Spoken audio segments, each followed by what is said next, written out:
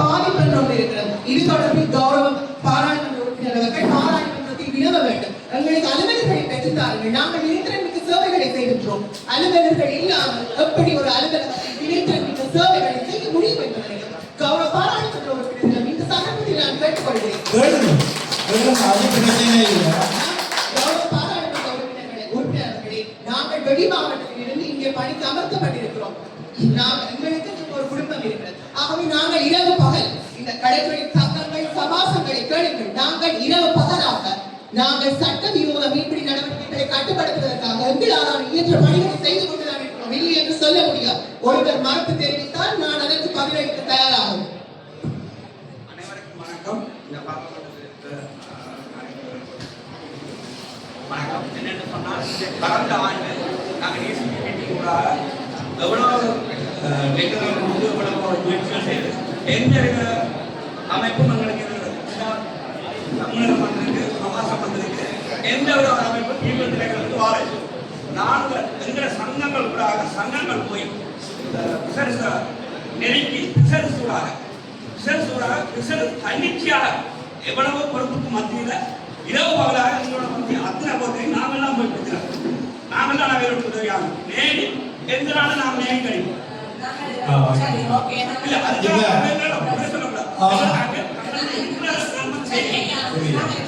பொது ஏற்கக்கூடியது அல்ல. உங்களுக்கு தெரியும், சட்டவிரோத தொழில் நடவடிக்கைகளை முற்றாக கட்டுப்படுத்த வேண்டும். ஆளணி பற்றாக்குறைந்த கௌரவ தலைவர் அவர்கள் அல்லது பாராளுமன்ற உறுப்பினர்கள் இணைந்து அந்த ஆளணிக்குரிய நடவடிக்கை செய்யணுமே ஒழிய மீனவ மக்களின் தொழில் நடவடிக்கை வாழ்வாதாரங்கள் பாதிக்கப்படுற அளவுக்கு கிடக்கிறார். சட்டவிரோத இந்திய ட்ரோலர்கள் வாரதை கட்டுப்படுத்தத்தான் போகணும். இந்திய ட்ரோலர் இந்த கரையை மீன் பிடித்து கொண்டு வருவோம், ஆள் பிடித்து கொண்டு போறாங்க. அப்ப இந்த மக்கள் எங்க போய் தொழில் செய்வோம்? அப்ப இதுதான் நிலைமை.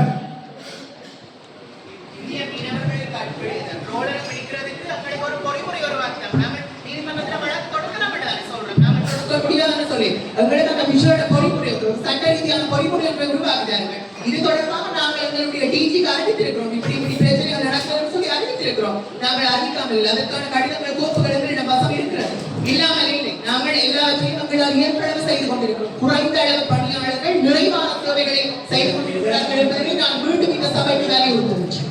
கௌரவ தலைமை தாங்கும் உறுப்பினர் அவர்கள் இது தொடர்பில் எங்களுக்கு பணியாளர்களை பெற்றுத் தருவதற்கு ஆவணை செய்ய வேண்டும் என்றும் கௌரவ பாராளுமன்ற உறுப்பினர்கள் தலைமைக்கு அமர்ந்திருக்கிறீர்கள். உங்களை நாம் சிறந்தாழ்த்தி கேட்டுக்கொள்வது என்னவென்று சொன்னால், 15 கடற்தொழில் அலுவலகங்கள் இருக்கின்றன. 2 அலுவலர்கள் மட்டும் இருக்கின்ற ஒரு அலுவலகமாக இந்த முல்லைத்தீவு மாவட்டம் பதிவாக இருக்கிறது. இங்கிருந்து 4 பேர் எடுத்திருக்கிறார்கள். ஆனால் அவர்களுக்கு பதிலீடாக யாரும் தரவில்லை. பதிலீடாக தராத பட்சத்தில் எங்களால் இயல்பானவரிடம் சேவைகளை ஆற்ற முடியும் இல்லையா?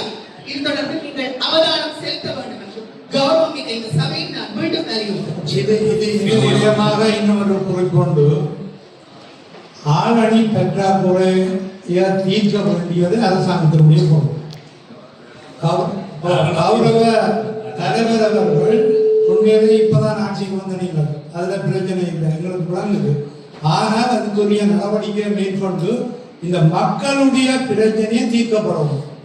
ஆளணி பிரச்சனையை போட்டோ அல்லது என்னவோ கூடுதலாக போட்டோ அல்லது உரியாக போட்டோ இந்த மக்களுக்குரிய நெருக்கடிகளை நீங்கள் தீர்க்க முன்வரும். கௌரவ பாராளுமன்ற உறுப்பினர் அவர்களே, அதேபோல் கடற்தொழில் அமைச்சு சார்பாக அன்பான வேண்டுகோள், உங்களுடைய ஆளணி பற்றாக்குறை தொடர்பாக உடனடியாக தெரியப்படுத்துமாறு எழுத்து மூலமாக அதற்குரிய நடவடிக்கைகளை வெகு விரைவில் செய்வதற்கு நாங்கள் தயாராக இருக்கிறோம்.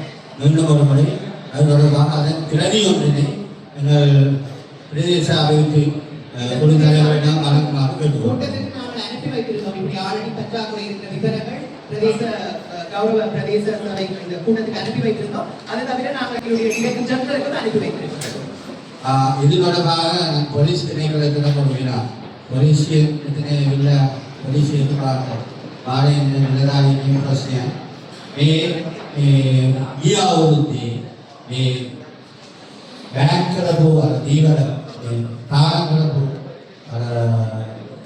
ये कटेयु दें ओवला किए ज दें उसावे पत्तल देने किए कलर ने वार्ता होती है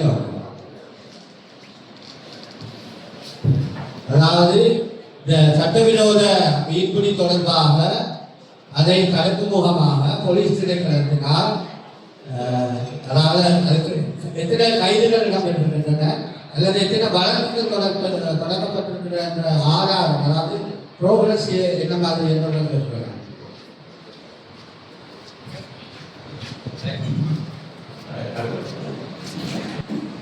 மற்றும் கௌரவ மயில்வாகனம் ஜோதீஸ்வரன் பாராளுமன்ற உறுப்பினர்களே மற்றும் கௌரவ திருநாவுக்கரசு மணிகண்டன் பாராளுமன்ற உறுப்பினர்களே மற்றும் கௌரவ பத்மநாதன் சத்தியலிங்கம் பாராளுமன்ற உறுப்பினர்களே மற்றும் இங்கு வருகின்றராத கௌரவ ராதாகிருஷ்ணன் பாராளுமன்ற உறுப்பினர்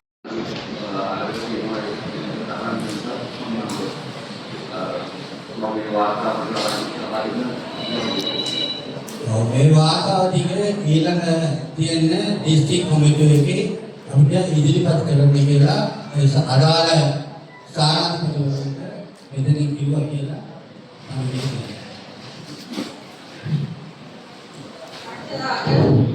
அடலி குறிக்க செல்வ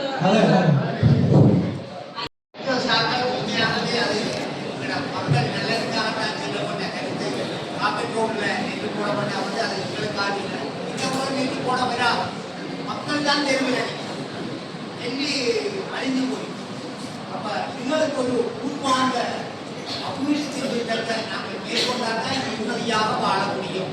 அடுத்தது கமவீதி உங்களுடைய தண்ணி கொடுப்போம் தெற்குவாய்க்கால் வீதி அடுத்தது இந்த கூட்டத்தில் நான் எங்களுடைய தலைமையில் எங்களுடைய முல்லத்தி மாவட்ட பாராளுமன்ற கேட்டுக்கொண்டு இந்த விவசாயிகள் போன்ற பாட்டை இலங்கை வேறு அலுவலர்களுக்கு எங்களுக்கு சொற்கள் வழங்க வேண்டும் என்ற கருத்தை முன்வைக்கின்று மற்றது இன்னும் ஒன்றை சொல்லிக் கொண்டு நான் அமர்ந்து எங்களுடைய முல்லத்தி மாவட்டத்தில் மாவட்ட வைத்தியசாலை என்று கொண்டிருக்கு எல்லாருக்கும் தெரிஞ்ச ஒரு விஷயம்.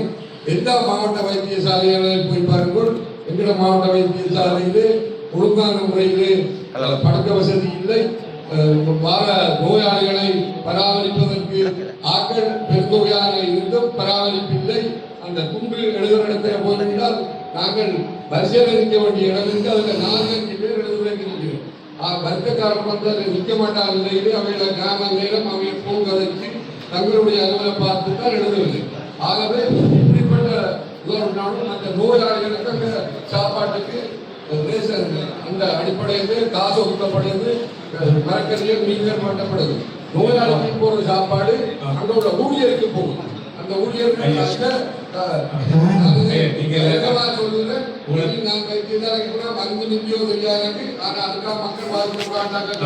இந்த சாப்பாடு நோயாளிகளுக்கு தான் இந்த சாப்பாடு.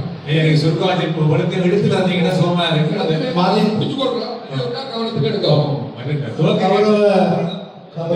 துவக்க கேட்டீங்கள் நேற்று இப்ப கேட்டீங்கள் துவக்க கொடுக்காமலே நேற்று மண்ணால 2 பேரை சுட்டு போட்டாங்க. இது உண்மையில சிந்திச்சு செய்ய வேண்டிய விஷயம். துவக்க கொடுக்காமலே சுதந்திரம் நடக்குன்னு சொன்னாங்க. எல்லாரும் துவக்க கொடுத்தா சிந்திச்சு இது சம்பந்தமா அனுமதி எடுக்கலாம். ஆராய்ந்து அதுக்குரிய அனுமதியை நாங்கள் பெற்றுத்தான் நடவடிக்கை எடுக்கலாம். கௌரவ தலைவர் அவர்களே, இப்ப விவசாயிகள் கலைத்த கலைகள் சம்பந்தமாக எல்லோருக்கும் தெரியும். இந்த யானை இந்த படத்திலேயே தலைவரும் சொல்லியிருந்தால் அந்த புறத்திலே இருந்து இங்கே கொண்டு இறக்கி வர்ற ஒரு குறிப்பை சொல்லியிருந்தார். இது ஏற்கனவே மன்னார் வவுனியா மாவட்டங்கள் என்ற ஒருங்கிணைப்பு குழு கூட்டங்கள் நடைபெற்றதால இப்போதான் முல்லத்தீவு துவங்கி இருக்கு. இந்த யானை சம்பந்தமாகவும் குரங்கு சம்பந்தமாகவும் ஏற்கனவே நாங்கள் கதைத்திருக்கின்றோம். இதுக்கு வனஜீவராசிகள் திணைக்களம் உண்மையிலேயே இதில் வந்திருந்தால் பதில் சொல்லணும். என்னென்றால் அவன் காணி பிடிக்கிற வேலையை மட்டும் பார்க்கக்கூடாது. காணி பிடிக்கிற வேலை அல்லது ஆறு குளங்களுக்கு எல்லக்கல் போடுற வேலையை மட்டும் பார்க்கக்கூடாது. அவையுன்ற ஒரு வேலை தான் இது. வனஜீவராசிகளை கட்டுப்படுத்துகிற வேலை அவைகளை சார்ந்தது. அப்போ வன ஜீவராசிகள் திணைக்களம் என்ன சொல்லணும், உண்மையிலே பார்க்க சொன்னதான் சொல்றோம். தேங்காய் விலை கூடுனதுக்கு காரணம் குரங்குதான் என்று சொல்லுது. உண்மையோ என்றது தெரியல. கூடுதலாக குரங்குங்க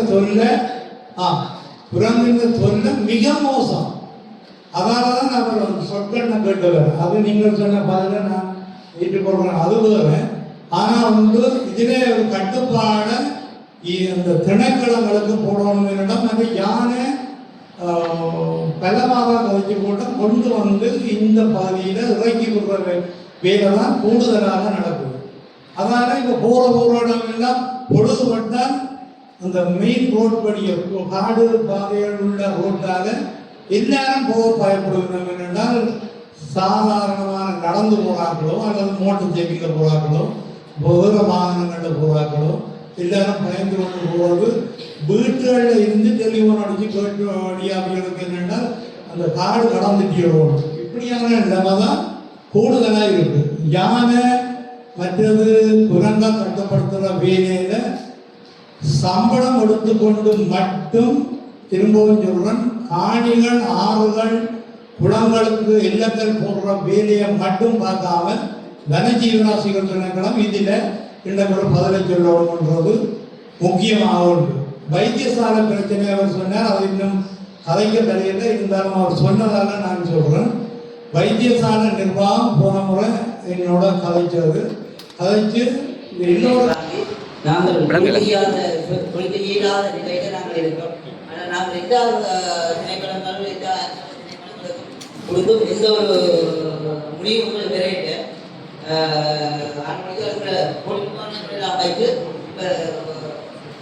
2 மாசத்துக்கு முதல் கொடுக்க வேண்டிய நாங்கள் கொடுக்குறாங்க. அதை நாங்கள் ஆர்ப்பாட்டம் செய்து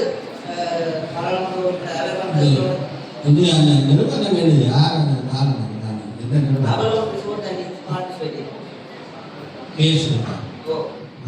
இது நீதிமன்றத்தில் வழக்கு இருக்குது. என்னென்ன இந்த நிறுவனத்தோட சம்பந்தப்பட்ட பிரதேச வர்த்தமானியில அந்த பாதை மீனவர்கள் பாவிக்கிற பாதை அது பிரதேச சபைக்கு சொந்தமானது என்ற அறிவித்தல் தந்திருக்கு. அந்த வழக்கிலையும் நான் இருக்கிறோம். என்னையும் வழக்கு போட்டாச்சு. அதாவது வர 23ஆம் தேதி அந்த வழக்கு சமூக அளிப்போம். அநேகமாக இந்த ரிப்போர்ட்டை கொடுத்தோடனே அந்த வழக்கு இவ்வியலாக தள்ளப்படும். பிரதேச சபையோட அந்த நிறுவனத்துக்குரிய வழக்கு சில வழக்கு தொடரலாம். இவன் கேட்க வந்தாலும் வேறு எப்படியமாகும் தொழிற்சீரத்துக்கு சரியான ஒரு ஆதாரம் சரியான ஒரு இது இல்லாமல் இருக்கு. அதனால நாங்கள் பிஎஸ்சியும் பலவுக்கு நாங்கள் தெரியப்பட்டு எங்களுக்கு சரியான இது இல்லை. ஆனபடியால் எங்களுக்கு சரியான ஒரு தீர்ப்பு ஒன்று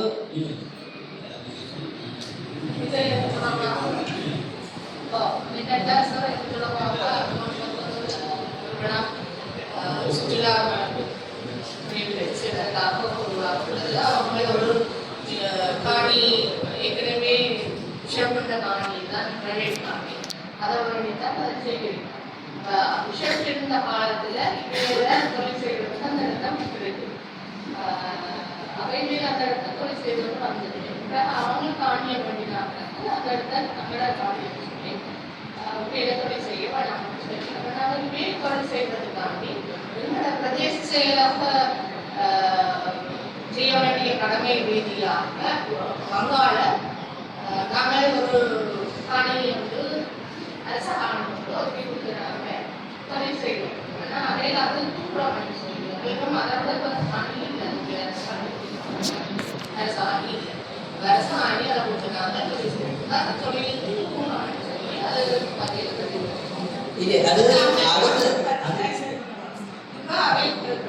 அந்த பிரச்சனை நாங்கள் யாராவது செய்தாங்க காணியை தங்களுக்கு எடுத்துருக்கு. ஆனால் அதை சரியான காணி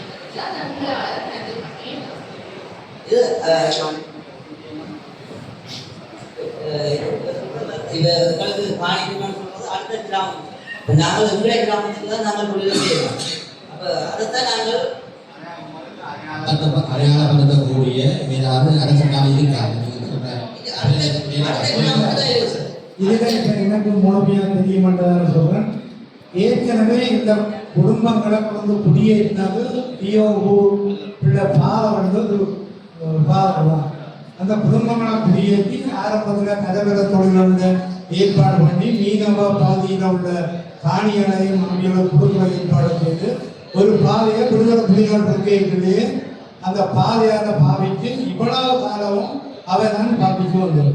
இப்போது அந்த காணியை விற்க வழிகிட்டாப்பெல்லாம் பாதுகாக்கள் அந்த பிரச்சனை வந்த நிறுவனம் ஒரு சொட்டு வீதியை விட்டுருக்கலாம். ஆனால் இது உங்களுக்கு பிரச்சனை இல்லை. ஏனென்னா நீதிமன்றத்தில் இந்த வழக்கு இருக்கிறதால அவை அதில் பார்த்து கொள்வது என்னென்றால் அந்த பாதையை மேம்பட மாட்டேன். பாதையை அதுக்காகத்தான் வழக்கே போடப்படுறது.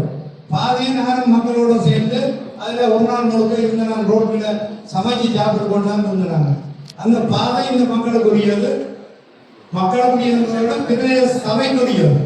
அந்த பாதை பிரதேச சபை இதில் ஒத்துழைப்பாத்தான் இருக்கு. அதனால நாங்கள் இந்த விடயத்தில் கோர்ட்டுக்கு போனால் அவங்க அதை பார்த்து கொள்ளணும், எல்லாத்தையும் அதை கொடுக்கணும். ஆனால் அந்த இடமும் அந்த பாதையும் இந்த மக்களுக்குரியதான் என்றதை நான் குறிப்பிடணும். மெத்தது சார் நாங்கள் சப்போர்ட் நாங்கள் பிசப் கவர்மெண்ட் நாங்கள் இருக்கிற மானியம் எடுத்திருக்கிறோம். விசுவாச மானியில் நாங்கள் போய் செய்து கொண்டு வருவாங்க. அப்போ அதுக்கு வந்து இப்போ தான் பொறுப்பு இப்போட கலைக்கு பாதையும் வந்து தேர்தலுக்குரிய பாதை ஆகிட்டு. ஆனால் நான் சொல்கிற இடம் வந்து ரிசர்வேஷன் அரசாங்கத்துக்குரிய இடம் சொல்லி அவையோட எங்களை அனுப்பி நாங்கள் எங்களை அவையில பெற்றுக் கொள்ளக்கூடிய தான் எங்களோட கலைக்கிறது. இப்போ நாங்கள் அதை தான் கலைத்து கொண்டு வருவோம். அதுக்கு உங்களுக்கு சரியான ஒரு ஆதாரத்தை சரியான ஒரு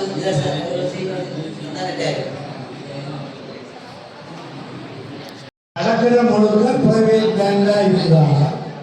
கடற்கரை முழுக்க பிரைவேட் பேங்க்குரியதாக கூடுதலாக இருக்கு. தென்னந்தோட்டங்கள் வச்சு அந்த காலத்துல அப்படியே வச்சு வளர்ந்து கொண்டு வந்தது. இன்னைக்கு அது ஒரு பக்கத்தால பிரைவேட் பேங்க்ன்றது போக கனிய மணக்காரர் கூட இப்போ அது வேண்டாம். இன்னும் பெரிய வந்து அந்த லேண்டுகளை அபகரித்து மணல் பிரச்சனை நடக்குது. அதுல மக்கள் இருக்குது. ஒரு கிராமத்தை அந்த சிட்டிசன் படத்திலே வந்த அத்திப்பட்டி கிராமம் மாதிரி இந்த கிராமத்தையும் அடிக்கோணம் என்று நிற்கிற ஆட்கள் தான் இதை செய்யணும்.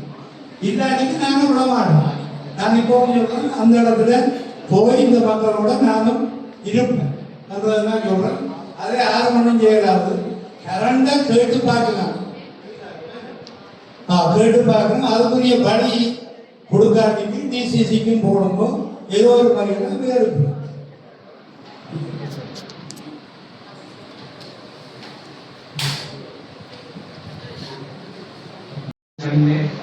අක්කර පහක් තියෙන පොයි ප්‍රවීන් සඳහා සොබ්බන් පුරපු ඉදු කරනවා යම් ප්‍රොජෙක්ට් අනුව. அதாவது மேலே இங்கே கூறப்பட்ட அந்த சொற்கள் அண்மையில் சரஸ்வதி அந்த கேட்கப்பட்ட வினா உண்மையிலே ஒரு முக்கியமான பிரச்சனை தான். இதற்கு 5 ஏக்கருக்கு கூடுதலான நிலங்களில் விவசாயம் செய்கிற விவசாயிகளுக்கு குறிப்பிட்ட நிபந்தனைகள் அடிப்படையில் இந்த சொற்கள் வழங்கக்கூடிய நடவடிக்கைகள் இருந்து கொண்டு இருக்கிறது.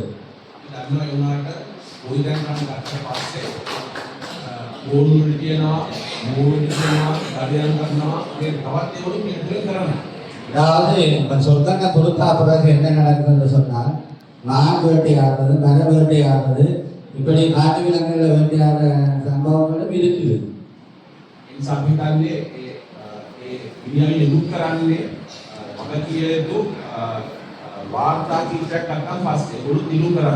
அதாவது உண்மையிலே துப்பாக்கி வழங்குறது வந்து அதற்கான நீங்கள் அதாவது அப்ளிகேஷன் போட்டால் அதற்கான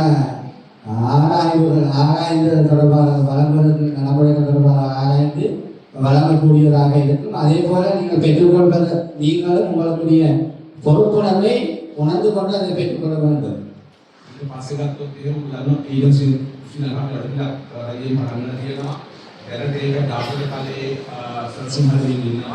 අමිතන්නේ මේ මාස අවසන් වෙනකොට මුල්ලතිව් දිසාපතිතුමාගේ මුල් කට්ටේ මහේ හමුවක් දෙනවා.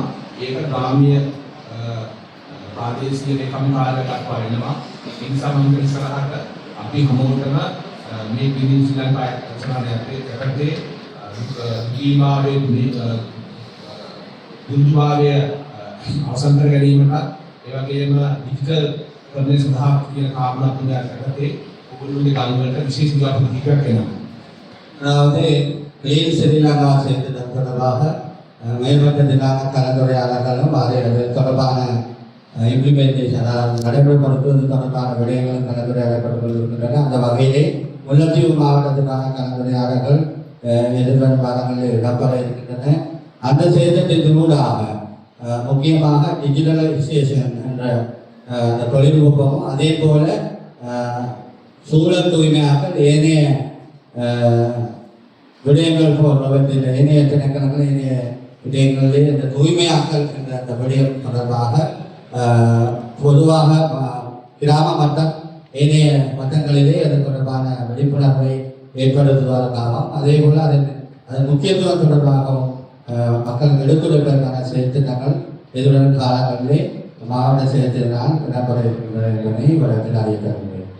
ඒ මම කියන්නේ දැන් දන්නවා අම්බල සාමාන්‍ය මහිලතාවකේ බොහෝ ප්‍රශ්න වලට සම්බන්ධ இந்த 5 வருஷ காலமும் அதற்கு பின்னுமோ சொல்லக்கூடிய ஒரு நிலையை அரசாங்கம் ஏற்படுத்தணும் என்பதுதான் எங்களுடைய விருப்பம். நிச்சயமாக எனக்கு நம்பிக்கை இருக்கு. உபாரி சமரசிங்க அவர்கள் எங்களுடைய அணுகுற முறை, ஜெகதீஸ்வரன் அல்லது திலகநாதன் பாராளுமன்ற உறுப்பினர்கள் அணுகுற முறை அதுல நம்பிக்கை இருக்கு. அதாவது நாங்கள் பல விடயங்களையும் அந்த அமைச்சர் மட்டத்திலேயோ அல்லது உங்களுடையும் கலந்துகிறார். இந்த நிலை நீடிச்சாதான் எங்களுடைய மக்கள் ஒரு சுமூகமான சுதந்திர காற்றை சுவாசிக்கணும் என்பதை நான் உங்களுக்கு சொல்லியிருக்கிறேன். අයියා ඔය මේ ඉදම් ප්‍රශ්නේ සිංහල තේරෙන්නේ නේද? හරි. මේ ඉදම් ප්‍රශ්නේ ඔයාගේ නල් කමුදාවේ පුත් ප්‍රශ්නයක් නෙවෙයි. ඒක ඔබතුමා කිව්වට දැන් අහන්න කියලා එහෙම ප්‍රශ්න කරන්න බෑ. මේක රජයේ පිළිගත්තු මේ දිස්ත්‍රික් කමිටුවේ සීමා. ඔබතුමා දැන් මෙච්චර කල් මේ ඉඩම ලිඛිතව කඩින්නක් කරාද කාටද? ඊට මොනිකේ. அதாவது இது பிரதேச அபிவிருத்தி குழு கூட்டம் என்ற வகையில் சில விடயங்களை எழுத்துமூல ஆதாரங்களோட சமர்ப்பிக்கிற பட்சத்தில் தான் பொருத்தமான நடவடிக்கைகள் எடுக்கப்பட முடியும். எனவே இது தொடர்பாக நீங்கள் இதற்கு முன்பு எழுத்து மூலமாக எல்லாரும் முறைப்பாடு செய்திருக்கிறீங்களான்னு கேட்கிறேன்.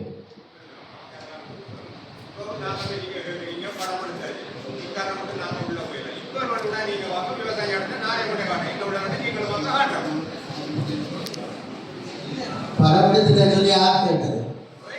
போட்டோ எடுத்தாலும் சொல்லி யார் கேட்டது? ஏன் அப்படி இல்லை.